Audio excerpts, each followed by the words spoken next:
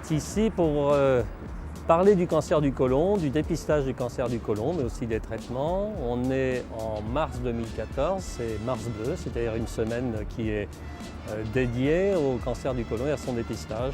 Et donc Gustave Roussy a décidé de s'investir dans ce domaine en apportant à la population de manière quotidienne sur le terrain des informations sur le cancer du côlon par l'intermédiaire de ce camion qui roule et qui va dans un certain nombre d'endroits dans Paris pour apporter à la population les explications dont la population peut avoir besoin.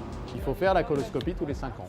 C'est tous les 5 ans, hein, donc c'est-à-dire c'est pas non plus une coloscopie tous les 5 ans, ça fait quand même partie des choses qu'on peut a priori, sachant que ça met vraiment à l'abri de ce cancer. Vous faites une coloscopie tous les 5 ans, ça veut dire que vous êtes à l'abri de ce cancer-là. D'abord, le cancer du côlon, ça touche 4% de la population à un moment donné de sa vie. C'est-à-dire que dès la naissance, on a une chance sur 25 d'être un jour concerné par le cancer colorectal au cours de sa vie.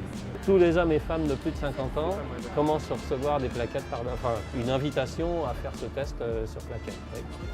Voilà. Et si c'est positif, on fait la coloscopie, parce qu'on sait que si c'est positif, on a 30 à 40% de chance de trouver soit un polype, soit un cancer. On va faire quelques démonstrations de coloscopie sur un mannequin pour montrer un peu une des techniques de détection du cancer colorectal. On va parler du dépistage du cancer colorectal par hémoculte et puis on peut aller jusqu'à parler des différents traitements qui sont disponibles actuellement pour le traitement du cancer colorectal. Les deux grands messages d'une journée comme aujourd'hui, c'est de dire la prévention c'est extrêmement important, donc il faut se plier, je dirais, rentrer dans ce processus de prévention.